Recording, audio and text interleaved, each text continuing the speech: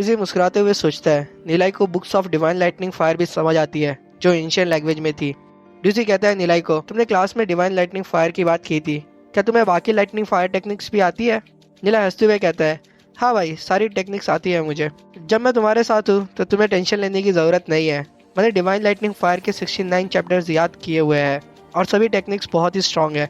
फिर नीलाई कुछ टेक्निक्स के बारे में सोचता है। वो सोचता है हेवनली स्कारलेट लाइटनिंग टेक्निक, लेकिन वो उसे नहीं चुनता है क्योंकि वो बहुत ही अनस्टेबल है। उसे याद आता है हेवनली क्वीन टेक्निक जो ड्यूजी के लिए बहुत सुटेबल होगी, लेकिन उसमें ऐसी टेक्निक भी है जो उसके क्रिएटर्स ने भी प्रैक्टिस नहीं की है। इसमें फर्स्ट 9 लेवल में तो कोई प्रॉब्लम नहीं है, लेकिन लास्ट के 3 में थोड़ा इश्यू है। नीलाई ड्यूजी को कहता है, तुम्हें हेवनली क्वीन टेक्निक प्रैक्टिस करनी चाहिए। जितना मुझे पता है वो टॉप 3 लाइटनिंग फायर टेक्निक में से एक है। मैं तुम्हें फॉर्मूला बता देता हूँ, उसे प्रैक्टिस करना स्टार्ट कर दो अभी से। मुझे जब टाइम मिलेगा तो मैं उसे लिख के दे दूंगा तुम्हें। नीलाई सोचता है अगर ड्यूजी 9th लेवल तक पहुंच गया तो वो अपने आप में ही बहुत पावरफुल है।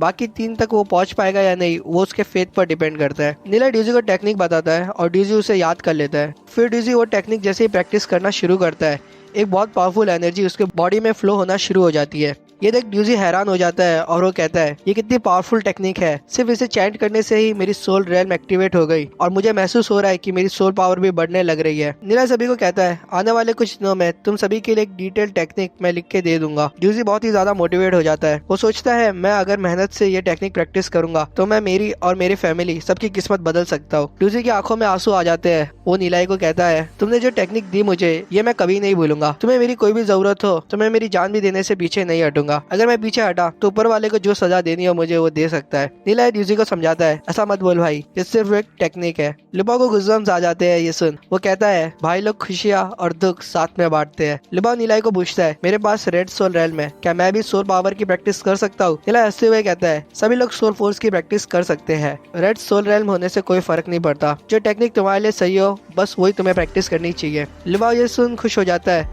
और पूरी ताकत से अपनी एनर्जी को क्रिस्टल में इन्फ्यूज करता है, लेकिन उसके क्रिस्टल में सिर्फ कुछ रेड ऑब्स ही दिखते हैं। ये देख वो बहुत निराश हो जाता है।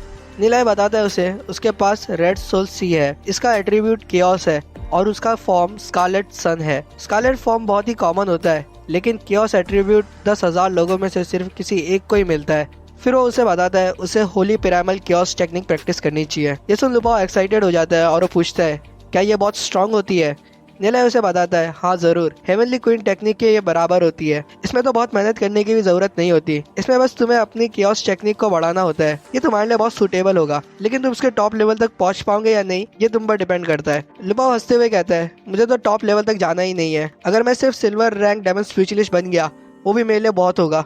नीलाई टेंशन में आ जाता है और वो सोचता है, अगर होली पिरामिड केओस टेक्निक के क्रिएटर कभी लुपाओ से मिल लिए तो पता नहीं क्या होगा। जब केओस फोर्स बॉडी में एक्यूमुलेट हो जाती है तो उसकी पावर एबनॉर्मली बढ़ जाती है। ऐसे में सिल्वर रैंक में ज्यादा देर तक रहना पॉसिबल ही नहीं होता। फिर नीलाई बाकी सभी को उनके एट्रीब्यूट्स और फॉर्म बताता है और उन सभी को सुटेबल प्रैक्टिस के लिए टेक्निक दे देता है। हालांकि वो हेवनली क्वीन और पिरामिड केओस जितनी पावरफुल नहीं होती, लेकिन सभी टॉप टियर टेक्निक्स होती है।